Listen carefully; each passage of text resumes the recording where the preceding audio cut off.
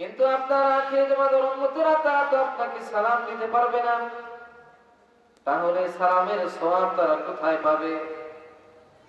আল্লাহর হাবিব বলেন, আমার সাহাবীরা শুনে রাখো, সালামুকা আলাল আলিমি খায়রুম মিন ইবাদাতি 60 সানা। আল্লাহর হাবিব বলেন, ও আমার সাহাবীরা শুনে রাখো, যারা ওই জামাতের হক্কানি উলামায়ে কেরামকে সালাম দিবে, আল্লাহ রাব্বুল আলামিন তাদের আমলনামায় 1000 বছর নফল ইবাদতের সওয়াব লিখে দিবে। সুবহানাল্লাহ। 1000 বছর নফল ইবাদতের সওয়াব পেয়ে গেছেন। সুবহানাল্লাহ। 1000 বছর বাঁচবেন? হ্যাঁ, কি পাবেন? না না। তো আলেমদেরকে সালাম দিয়ে 1000 বছর নফল ইবাদতের সওয়াব পেয়ে গেছেন। এর চেয়ে বড় উপকার, এর চেয়ে বড় লাভ আর কি হতে পারে? কে ঠিক কিনা? এই এলাকাবাসীর জন্য লাভ আছে। সেটা কি? আল্লাহর হাবিব বলেন, ইন্নাল আলিমা ওয়াল মুতাআল্লিমা ফাইযা মাররা আলা ক্বরিয়াতিন ফাইন্নাল্লাহা তাআলা ইয়ারফাউ আযাবাল কবরি ওয়া তিলকাল ক্বরিয়াতি 40 ইয়াওমা। আল্লাহর হাবিব বলেন, শোনো শোনো, ইন্নাল আলিমা ওয়াল মুতাআল্লিমা, যদি কোন এলাকার মধ্যে কোন আলেম অথবা তলবে এলেম আগমন করে, তাহলে ওই আলেম অথবা তলবে এলেমের আগমন উপলক্ষে ওই এলাকার যত মুর্দেগান কবরে ঘুমিয়ে আছে, ওই সব মুর্দেগানের কবরের আযাব আল্লাহ রাব্বুল আলামিন 40 দিন পর্যন্ত বন্ধ করে রাখেন। সুবহানাল্লাহ। 40 দিন কবরের আযাব মাফ হয়ে যায়। হক্কানি উলামায়ে কেরামের আগমন এখানে ঘটেছে, কি ঠিক কিনা? যদি হাদিস সত্য হয় তাহলে অবশ্যই এখন কোন কবরে আযাব নাই। এটা লাভ কিনা? ও আমার বাবাজিরা, এই জন্য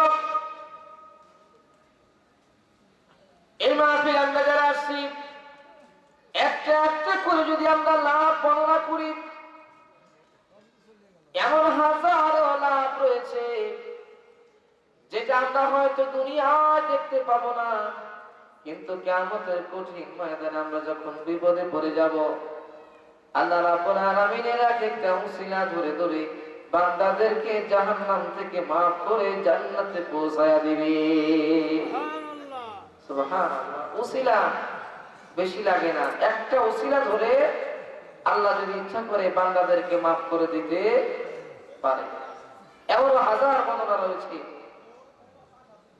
যেমন আল্লাহ তার এক বান্দাকে হুকুম করবেন, যাও জাহান্নামের দিকে দৌড়াও, জাহান্নামের দিকে দৌড়াও।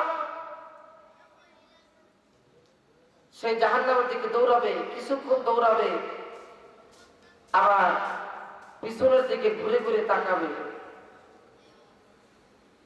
ঘুরে ঘুরে তাকাবে। আল্লাহ বলে, কি ব্যাপার, দৌড় দাও, আমার পিছনে ঘুরে ঘুরে তাকাও কেন? বলে, আল্লাহ আমি দুনিয়ায় শুনেছি আপনি নাকি রহমান, আপনি নাকি রহিম, আপনার বান্দা আজকে জাহান্নামে চলে যাচ্ছে, আপনার কি মায়া লাগে না? আপনার কি দয়া হয় না? আপনি তো রহমান, আপনি তো রহিম, দুনিয়ায় আপনার হুকুম পালন করি নাই, কিন্তু এখন এত মানুষের সামনে আপনি হুকুম করেছেন জাহান্নামে যাওয়ার জন্য, যদি না যাই তাহলে কেমন লাগে? এজন্য আমি আপনার হুকুম পালন করার জন্য জাহান্নামের দিকে দৌড়াচ্ছি। আল্লাহ রাব্বুল আলামিন বলেন, ও আমার বান্দারা, দুনিয়ায় আমার হুকুম পালন করো নাই, কিন্তু হাসরের ময়দানে আমার একটা হুকুম তুমি পালন করেছো। জাহান্নামে আযাব আছে, শাস্তি আছে, আগুন আছে, এটা জানার পরে আমার হুকুম ফলো করে তুমি দৌড় দিয়েছো। ও আমার বান্দারে যাও, আমি তোমাকে মাফ করে দিলাম।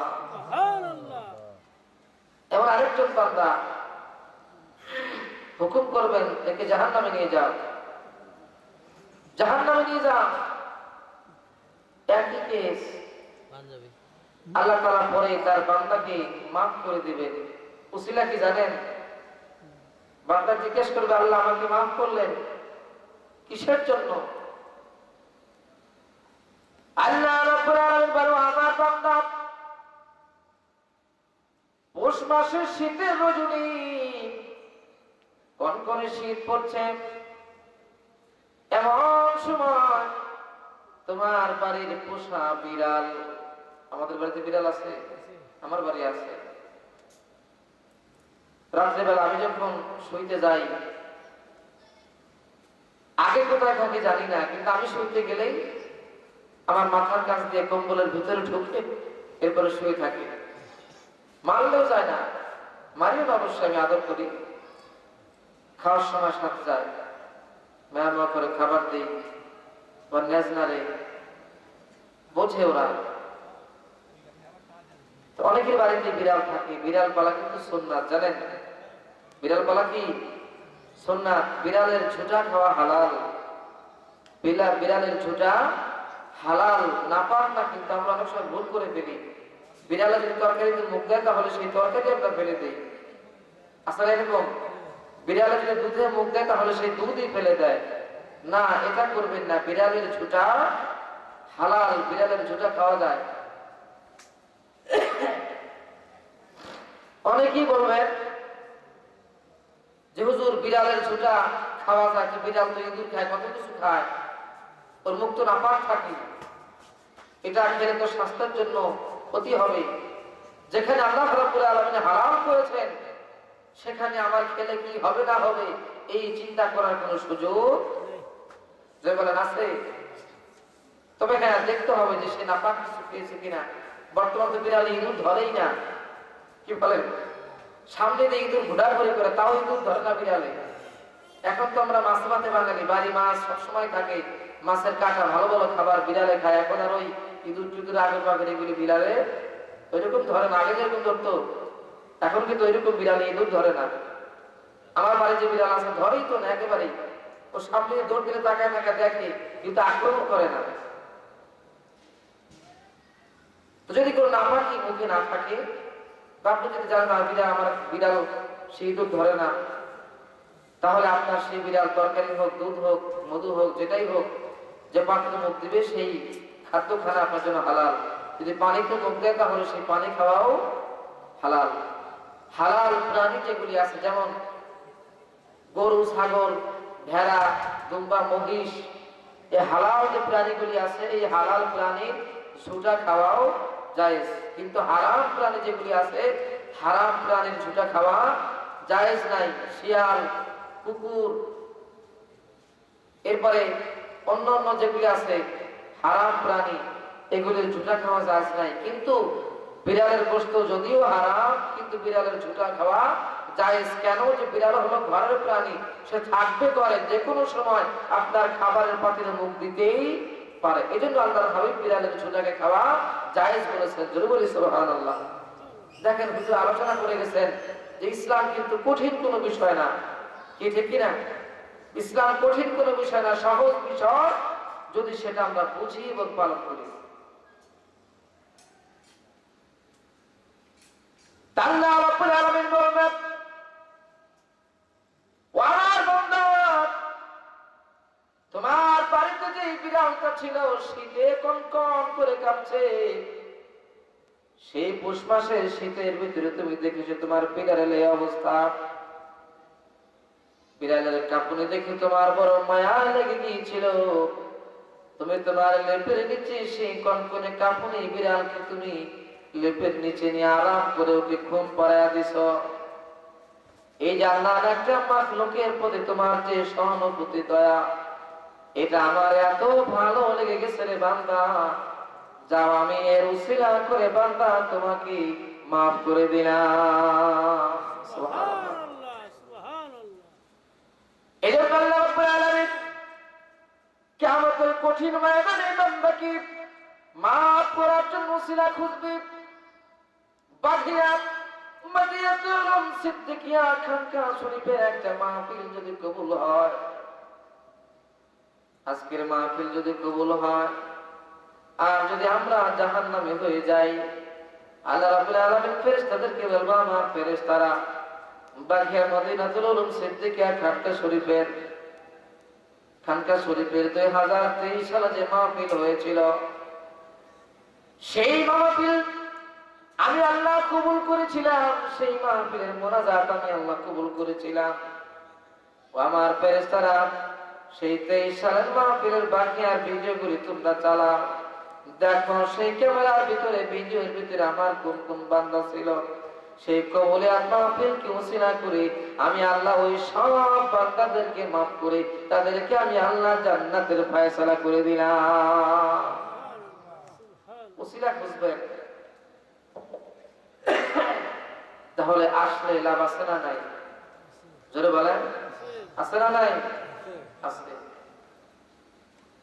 কিন্তু লাভ তো আছে, শোনার মতো তো পাবলিক নাই। কি বলেন? হ্যাঁ, লাভ তো অনেক, কিন্তু শুনবেটা কি? মাইকেলাও নাই না? মাইকেলাও শুনছে বেচারা, দিনেও খাটনি করে, রাত্রে জাগ্রত ঘুমা, একটু ঘুমা, মাইক তো চলতেইছে। কি মাইকেটাও সমস্যা নাই? কি বলেন? ঘুমা। হ্যাঁ, মহিলারা আছে, মহিলারা তারা এত রাত কিভাবে যাবে, তারা বসে বসে হয়তো আলোচনা শুনছেন, শুইলেও সেখানে আলোচনা শুনতেছেন। আর আমার মা বোনদের এমনি তো ঘুম কম। কি বলেন? মা বোনদের ঘুম কিন্তু পাতলা, আমাদের মতো এত গাঢ় ঘুম তাদের না। কেননা ছোটবেলা থেকেই আমাদেরকে তারা মানুষ করেছেন। রাত্রে 10 বার, 15 বার, 20 বার উঠতে হয়েছে, কি ঠিক কিনা? একবার পেশাব করেছে, আবার পায়খানা করেছে, আবার কি বলেন ক্ষুধা লেগেছে, দুধ পান করেছে। দেখা যায় যে একটা মা তার ছোট বাচ্চার জন্য এক রাত্রের ভিতরে 15 বার, 20 বারও জাগ্রত হয়, কি ঠিক কিনা? এই যে আমাদের জন্য জাগতে জাগতে তাদের রাত জাগার অভ্যাস হয়ে গেছে, কিন্তু এই অভ্যাসটা আমাদের নাই। আমরা তো তখনও কি বলেন ঘুমাইছে আর পেশাব করছি, মা হাত দিয়ে দেখে যে কি বলেন কাঁথা ভিজা, আমি তো ঘুমি, আবার আমার কাঁথা পাল্টা দিচ্ছেন, কিন্তু আমি তো ঘুমি, পায়খানা করছে তাও ঘুমের মধ্যে, আমি টের পাই নাই যে রাত্রে কয়বার পেশাব করেছি, কিন্তু মা জানে। জোরে বলি ঠিক কিনা? আমরা আগেও ঘুমাই, এখনো ঘুমাই। মারা তখনও কম ঘুমাইছেন, এখনো কম ঘুমান। এজন্য মারা অনেক আছে, তারা জেগে ওয়াজ শুনছেন। আলহামদুলিল্লাহ বলি, আলহামদুলিল্লাহ।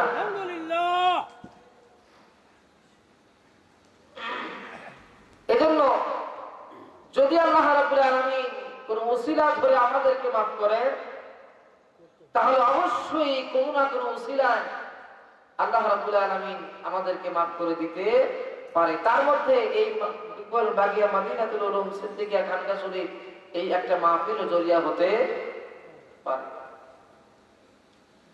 জাহান্নামী হয়ে গেছে বান্দা, আল্লাহ বলে, বান্দারে আমি তো খুব কষ্ট করে, আদর করে, মহব্বত করে তোদেরকে বানাইছি না, বান্দা আজকে জাহান্নামে চলে যাচ্ছে।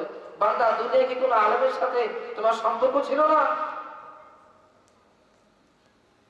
ওই বান্দা বলবে, আল্লাহ দুনিয়ায় আমার কোন আলেমের সাথে সম্পর্ক ছিল না। আল্লাহ বলে, বুঝলাম আলেমের সাথে তোমার কোনো সম্পর্ক ছিল না, কিন্তু আমার বান্দা দুনিয়া একসঙ্গে বসে তুমি কোন আলেমের সঙ্গে খানা খেয়েছো কিনা? বলে না, আল্লাহ আমি আমার জীবনে কোন আলেমের সঙ্গে বসে খানা খাই নাই। আর কি আলেমের সাথে সম্পর্ক ছিল না? আর এখানে যারা আছেন আমার মনে হয় সবাই আলেমদের সঙ্গে দুই এক বেলা হলো খেয়েছেন, কি ঠিক কিনা? সেটা মসজিদের হুজুর হোক, বলে কোনো আলেম হোক, ওই লোক বলে না আমি খাই নাই। এরপরে আল্লাহ বলে, বান্দারা আলেমের সাথে সম্পর্ক ছিল না, আলেমের সঙ্গে বসে খানাও খাও নাই, কিন্তু আলেমের সঙ্গে বসে যারা খানা খেয়েছে তাদের সঙ্গে বসে তুমি খানা খেয়েছো কিনা? এবার বান্দা বলবে, আল্লাহ আমার একজন বন্ধু ছিল, তার আলেমের সঙ্গে ভালো সম্পর্ক ছিল, সে আলেমদের সঙ্গে উঠা বসা করতেন, অনেকবার সে আলেমদের সঙ্গে দেখেছেন। আমার সে বন্ধু আলেমদের সঙ্গে খেয়েছেন, আমি আমার সে বন্ধুর সঙ্গে খেয়েছি, এই দিক দিয়ে আমি আছি। আল্লাহ বলে, যাও আমার বান্দা, তুমি আলেমদের সঙ্গে ভালোবাসা মহব্বত ছিল না, তাদের সঙ্গে বসে খানাও খাও নাই, আলেমদের সঙ্গে যাদের সম্পর্ক ছিল তাদের সঙ্গে তুমি বসে খানা খেয়েছো, যাও আমার বান্দা, আমি সেই উসিলা করেও তোমাকে মাফ করে দিলাম। সুবহানাল্লাহ। উসিলা তালাশ করবেন, আশা রাখতে হবে, আর ইবাদত করতেই হবে। ইবাদত বাদ দেওয়া যাবে না, ইবাদত করতেই হবে। এর মধ্যে আল্লাহ তাআলা কোনো না কোনো উসিলা ধরে আমাদেরকে মাফ করে দিবেন। একটু জিকির করে লা ইলাহা ইল্লাল্লাহ মুহাব্বতে লা ইলাহা লা ইলাহা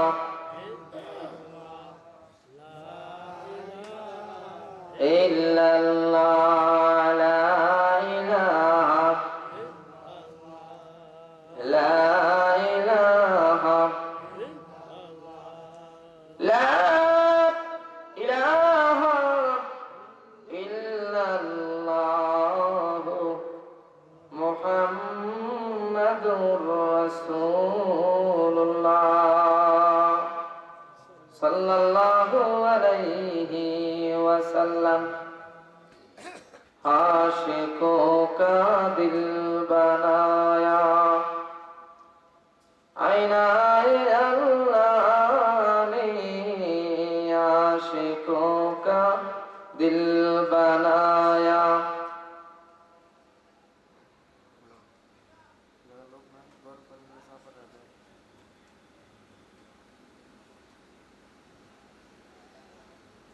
आईनाए अल्लाह ने दिल का रोशन कर दिया है, इश्क रसूल अल्लाह ने कलमा ला इलाहा ला इलाहा ला इलाहा ला इलाहा इल्लल्लाह ला इलाहा ला इलाहा इल्लल्लाह मुहम्मदुर रासूलुल्लाह সাল্লাল্লাহু আলাইহি ওয়াসাল্লাম। বন্ধুগণ আমার, আসুন, তাহাজ্জুদের সময় কাছে আসতেছে। আমি তেলাওয়াত করেছি সূরা ইখলাস। প্রথম দিন আমার আলোচনা শুনেছেন কিনা জানি না, প্রথম দিন আমি আলোচনা করেছিলাম শিরক সম্পর্কে, মনে আছে? শিরক সম্পর্কে আলোচনা করেছিলাম সূরা ইখলাস। গভীর রাত, যত ভালো তেল মশলা দিয়েই রান্না করা যাক না কেন, সেটা এখন স্বাদ লাগবে না, স্বাদ লাগবে না। এজন্য আসুন, আমি প্রথম দিন যে আলোচনা রেখেছিলাম সেখান থেকে ইনশাআল্লাহ আলোচনা করব, যতদূর ইনশাআল্লাহ গলায় ফুলা। স্বাস্থ্য ভালো আছে কিন্তু গলা ভালো নাই, স্বাস্থ্য ভালো কিন্তু গলা ভালো না। রাত অনেক, গলা আস্তে আস্তে ভেঙে যাচ্ছে, তারপর গরম। তো যাই হোক, আসুন, সূরা ইখলাস আমি বলেছিলাম যে আমরা সকলেই জানি, আমাদের মুখস্থ আছে। আল্লাহ তাআলা তার পরিচয় সূরা ইখলাসের মধ্যে দিয়েছেন, কি ঠিক কিনা? বলেছিলাম যে আল্লাহ এক, তার কোনো শরীক নাই, বংশ নাই, স্ত্রী নাই, তার সমকক্ষ কেউ নেই। আল্লাহ কাউকে জন্ম দেন নাই, কারো থেকে জন্ম নেনও নাই। তার সমতুল্য, তার সমকক্ষ পৃথিবীতে কেউ নাই। কিন্তু আমরা মুসলমান, আমরা বিশ্বাস না করলেও অন্য জাতি যারা আছেন এরা আল্লাহর সমকক্ষ বা আল্লাহর সহপাঠী, এরা মনে করে, কি ঠিক কিনা? আল্লাহ সহপাঠী বা সমকক্ষ আছে এমন তারা মনে করে। যেমন ফুরফুরা হুজুর বলেছেন, অনেকেই ঈসা আলাইহিস সালাম খ্রিস্টানেরা আল্লাহর পুত্র বলে, অথচ আল্লাহ বলেছেন আমার কোনো পুত্র নাই, কে ঠিক নাই। তো আসুন আমরা এক খোদায় বিশ্বাসী, এক খোদায় আমরা বিশ্বাসী। আর এক খোদায় যদি আমরা বিশ্বাস নাই করতাম তাহলে এই মাহফিলে আমরা আসতাম না। কি বলে ঠিক? এবার আসেন আমি আমার মূল আলোচনায় চলে যাই। আমরা নামাজের মধ্যে সূরা ফাতিহার মধ্যে আমরা তেলাওয়াত করি, ইয়্যাকা না'বুদু ওয়া ইয়্যাকা নাস্তাঈন। আজকে বলেছি ঈশার নামাজে, ঈশার নামাজ তো আমি পড়াইছিলাম, বলি নাই? কি বলে? ইয়্যাকা না'বুদু ওয়া ইয়্যাকা নাস্তাঈন। আল্লাহ আমরা তোমারই ইবাদত করি, তোমারই ইবাদত করি এবং তোমার কাছে সাহায্য চাই। কেবলমাত্র, একমাত্র, শুধুমাত্র তোমারই ইবাদত করি এবং তোমার কাছেই সাহায্য চাই, এটা বলি আমরা নামাজের মধ্যে। কিন্তু হুজুর বলেছেন যে মাজারের মধ্যে, মাজারে গিয়ে, মাজারে যিনি শুয়ে আছেন তার কাছে সন্তান চায়। আমরা অনেকেই বাবার কাছে গিয়ে সন্তান চাই, বাবার কাছে মানত করি সন্তানের জন্য। অসুস্থ হলে বাবার দরবারে মানত করি কিসের জন্য? সুস্থ হওয়ার জন্য। মেয়ের বিয়ে হয় না, ছেলের চাকরি হয় না, এই জন্য বাবার দরবারে মানত করি, বাবার কাছে বলি বাবা সন্তানের চাকরি হয় না, একটা ব্যবস্থা করে দাও। জোরে বলি নাউজুবিল্লাহ। তো সাহায্য কার কাছে চাইলেন? বাবার কাছে। অথচ চাওয়ার দরকার ছিল কার কাছে? আপনার ঘোষণা অনুযায়ী চাওয়ার দরকার ছিল আল্লাহর কাছে। কে ঠিক কিনা? সুতরাং আল্লাহ তাআলা সাবধান করে দিচ্ছেন, ও দুনিয়ার মানুষেরা, আমি আল্লাহ তোমাদেরকে সৃষ্টি করেছি, তোমাদের সব প্রয়োজন আমি আল্লাহ মিটাবো। যদি একজোড়া জুতার ফিতা দরকার হয় তাও আমি মাওলার কাছে চেয়ে নাও। একজোড়া জুতার ফিতার দরকার, তাও চাইতে হবে কার কাছে? জোরে বলেন, আল্লাহর কাছে। আল্লাহ বলে বান্দারে, কেন তুমি আমি আল্লাহকে বাদ দিয়ে অন্য মানুষের কাছে তুমি সাহায্য চাইবে? ইয়া আইয়ুহান নাস, হে মানুষ সকল। নাস মানে কি? মানুষ। এখানে শুধু মুসলমানরা না, সবাই, যত ধর্ম পৃথিবীতে আছে সব ধর্মের মানুষদেরকে আল্লাহ লক্ষ্য করে বলছেন, ইয়া আইয়ুহান নাস দুরিবা মাসালুন ফাসতামিউ লাহু ইন্নাল্লাযীনা তাদউনা মিন দুনিল্লাহ ওয়া ইয়াখলুকুহু। আল্লাহ রাব্বুল আলামিন বলেন, ইয়া আইয়ুহান নাস, হে মানুষেরা, ফাসতামিউ লাহু, কান পেতে শ্রবণ করো। গুরুত্ব দিয়েছেন, ইয়া আইয়ুহান নাস দুরিবা মাসালুন ফাসতামিউ লাহু, ও মানুষেরা কান পেতে শ্রবণ করো। ইন্নাল্লাযীনা তাদউনা মিন দুনিল্লাহ, আমি আল্লাহকে বাদ দিয়ে তোমরা যাদেরকে ডাকো, আমি আল্লাহকে বাদ দিয়ে যাদের কাছে তোমরা সাহায্য চাও, রিজিক চাও, হায়াত চাও, ক্ষমতা চাও, স্বাস্থ্য চাও, আমি আল্লাহকে বাদ দিয়ে তোমরা যাদের কাছে চাও, ওদের তো মাছির মতো একটা প্রাণী বানানোর ক্ষমতা নাই। আছে? যারা বলে وَيَسْتَنْقِذُوهُ مِنْهُ ضَعْفَ الطَّالِبِ وَالْمَطْلُوبِ। আমার আল্লাহ বলেন, ও মানুষেরা, ওরা তো মাছির মতো একটা প্রাণীও বানাইতে পারবে না। শুধু তাই নয়, মাছি যদি ওদের কাছ থেকে কিছু হরণ করে নিয়ে যায়, ওই হরণকৃত বস্তু রাখার মতো ক্ষমতাও ওদের নাই। আছে? মাছি যখন আমাদের পাত্রে বসে, মধুর পাত্রে বলেন, গুড় বলেন, দুধ বলেন, ও যখন দুধের পাত্রে বসে, মধুর পাত্রে বসে, তখন তো খালি মুখে যায় না, কিছু না কিছু দুধ বা মধু, কিছু খাবার ওখান থেকে ও নিয়ে যায়। কি ঠিক কিনা? কি ঠিক কিনা? আল্লাহ পাক বলেন, ওরা তো মাছির মতো একটা প্রাণীও বানাইতে পারবে না, ক্ষমতা নাই। শুধু তাই নয়, যদি মাছি তাদের কোন খাদ্য মুখে করে নিয়ে যায়, হরণ করে নিয়ে যায়, তাহলে ওই মাছির মুখ থেকে হরণকৃত খাবার গুলি কেড়ে রাখার মতো ক্ষমতা ওদের নাই। আছে কিসের? এতটুকু ক্ষমতা যদি ওদের না থাকে, মাছির মতো একটা প্রাণী বানাইবে, এটা যদি না পারে, মাছির মুখ থেকে খাবার কেড়ে রাখবে, এটাও যদি না পারে, তো ওদের কাছে সাহায্য চেয়ে তোমাদের লাভ না?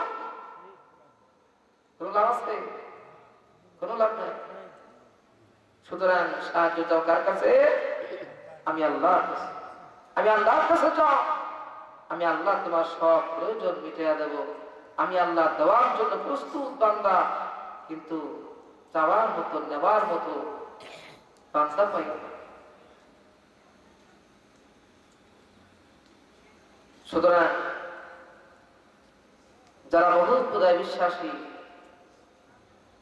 আপনারা বলেন, কোন একটা কাজ একা করবেন, সেটা কি সুন্দর হবে? না 5-7 জন মিলে তাড়াতাড়ি করবেন, সেটা ভালো হবে? যেমন ছোটবেলায় আমরা মাঠে ফুটবল খেলতাম, আপনারা হয়তো খেলেছেন মুরব্বীরা। আপনাদের বয়স ফুটবল ছিল না? ফুটবল ছিল, এখন আমরাও খেলেছি, বাচ্চারা খেলে। তো মাঠে যদি 10 জন যুবক ছেলে মিলে একটা বল কিনে, ফুটবল, আচ্ছা বলেন সেই বলটা কয়দিন টিকবে? হ্যাঁ, কয়েকদিন খেলার পরে যদি একজন আরেকজনের সাথে দ্বন্দ্ব লাগে, মারামারি লাগে, কয়েক বলের ভিতরে আমারও 100 টাকা আছে, আমি যখন খেলবই না, আমার 100 টাকার বল আমি কেটে নিয়ে যাব। কি বলেন? তো একটা ফুটবল থেকে যদি 100 টাকার বল কেটে নিয়ে যায়, বল দিয়ে খেলা যাবে? যদি বলেন। এরপরে 3 জন মিলে ভাগে একটা গাড়ি কিনছে, একজন আরেকজনের সাথে দ্বন্দ্ব করে, এরপরে আমি আর তোমাদের সাথে থাকবো না, আমি গাড়ির ভিতরে নেই, আমার টাকা করে দিতে আমি চলে যাই, আর যদি না দাও তাহলে আমি গাড়ি কেটে নিয়ে যাবো, আমি যতটুকু পাই। এমন নালিশ আমার কাছে আছে। 10 জন ছেলে মিলে একটা ফুটবল কিনলি, সেটা টিকে না, সেটা নষ্ট হয়ে যায়, ধ্বংস হয়ে যায়। এই সৃষ্টি জগতের পরিচালনায় যদি একাধিক খোদা থাকতো, তাহলে পৃথিবী এতদিন পর্যন্ত টিকতো না, অনেক আগেই ধ্বংস হয়ে যেত। কি ঠিক কিনা? কি ঠিক কিনা? একজন বলতো যে এতদিন সূর্য পূব দিক থেকে উঠেছে, পশ্চিমে অস্ত গেছে, আজকে আর পূব দিকে উঠার দরকার নাই, আজকে পশ্চিম দিকে উঠুক, পূবে ডুবুক। কি ঠিক কিনা? কি ঠিক কিনা? এখন বাতাসের দরকার যতটুকু, আরেকজন বলবে না একটু কমায় দাও, এত অক্সিজেনের দরকার নাই। বান্দা যখন যেটা প্রয়োজন, যতটুকু, সেটা তো আল্লাহ পূরণ করেন। কি ঠিক কিনা? কিন্তু যদি একাধিক খোদা থাকতো, এদের মধ্যে মারামারি, গন্ডগোল লেগে পৃথিবী অনেক আগেই ধ্বংস হয়ে যেত। কিন্তু পৃথিবীতে আল্লাহ সিস্টেম, আল্লাহ যে নিয়মে পৃথিবী চালাচ্ছেন, এর কোনো ব্যতিক্রম নাই। চন্দ্র, সূর্য, গ্রহ, নক্ষত্র, সময় যা কিছু আছে সব নিয়মতান্ত্রিক চলছে, কোনো ত্রুটি নাই। জোরে বলি ঠিক কিনা? এতেই বোঝা যায় যে একাধিক খোদায় পৃথিবী ভালো চালাইতে পারবে না, একজনই ভালো চালাইতে পারবে। জোরে বলে ঠিক কিনা? তিনি হচ্ছেন আমাদের রব, আমাদের আল্লাহ। এখন অন্যান্য ধর্মে আছে তারা একাধিক খোদা বিশ্বাসী। একজন মুশরিক তার ভাগ্যের খোদাকে সবসময় সঙ্গে করে নিয়ে চলাফেরা করে। মুশরিক তার ভাগ্যের খোদা তো চিন্তা করে, কোন সময় কোন বিপদ আসে বলা তো যায় না। তো ভাগ্যের খোদা যদি সাথে থাকে তাহলে যে কোনো সময় পরিবর্তন করে নেওয়া যাবে, কি বলে? সেই জন্য ভাগ্যের খোদাকে উনি সাথে করে নিয়ে সব জায়গায় চলে। হাদিস এজন্য বলছে, কোন ধর্মের উপরে আঘাত করার জন্য বলছি না, রাসূলের হাদিস এজন্য বলছি। তো উনি রাস্তা দিয়ে চলছেন, হঠাৎ ওনার পেশাব চেপে গেছে। এখন চিন্তা করে যে এত বড় সম্মানী খোদা, ভাগ্যের খোদা সঙ্গে করে নিয়ে পেশাব করবো, এটা কেমন দেখা যায়। তো খোদাকে রাস্তার উপরে রেখে উনি নিচে গেছেন পেশাব করতে। এখন পেশাব করে এসে দেখে যে খোদার সমস্ত গা পানি দিয়ে ভিজা। মনে মনে চিন্তা করে যে খোদা হয়তো রহমতের পানি দিয়ে হবে। এখন জিহ্বা দিয়ে চাটতে আরম্ভ করছে। চাটতে গিয়ে দেখে যে টক টক ঝাল ঝাল লাগে। তো মনে করছে যে রহমতের পানি বুঝি এমন টক টক ঝাল ঝালই হয়। বলে, রাসূলুল্লাহ, আমি সামনে তাকাই, সামনে তাকানোর পরে দেখি যে একটা কুকুর হেঁটে যাচ্ছে, আর কুকুরের নিচ থেকে টপ টপ করে পানি পড়ছে। তখন আমি বুঝলাম যে এটা কোন রহমতের পানি। বলে, হুজুর, আল্লাহ রাসূলকে বলতেছে, ইয়া রাসূলুল্লাহ, মেজাজটা এমন খারাপ হয়েছে, মাথায় তুলে দিছি একটা আছাড়, এই যে দেখেন হাত পা ভেঙে গেছে। মাথায় আছাড় দিয়ে হুজুর আমি ভেঙে ফেলেছি। ওকে বলেছি, তুই খোদা না খুদা? কুত্তার পেশাব থেকে নিজেকে বাঁচাইতে পারো নাই, তুমি আমাকে কেমনে করে বাঁচাবে, কি ঠিক কিনা?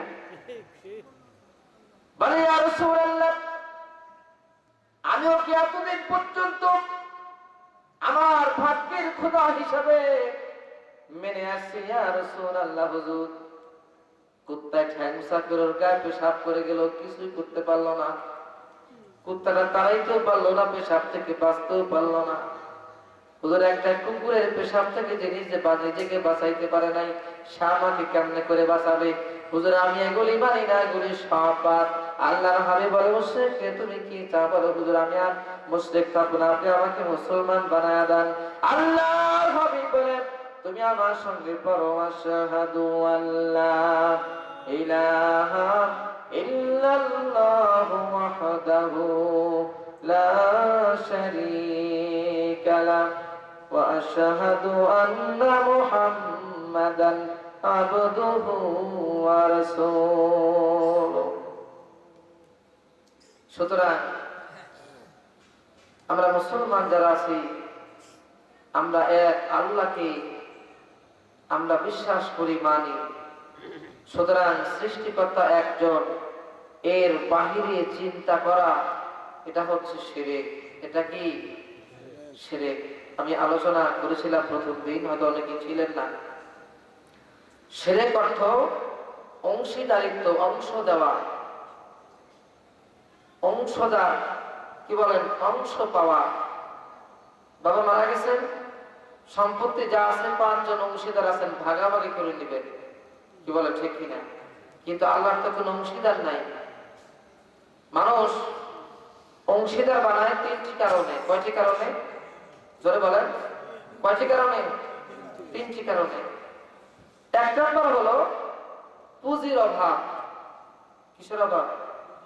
যে ব্যবসা করতে 10 লাখ টাকা লাগবে, আমার 10 লাখ টাকা তো নাই, সুতরাং আমি আমার সাথে আর 2 জনকে ভাগে নেই, তাহলে মোটামুটি 3-4 লাখ করে একজন দিলে মোটামুটি একটা ব্যবসা হবে। পুঁজির অভাব, এই জন্য মানুষ অংশীদারিত্ব নেয়, পার্টনার নেয়।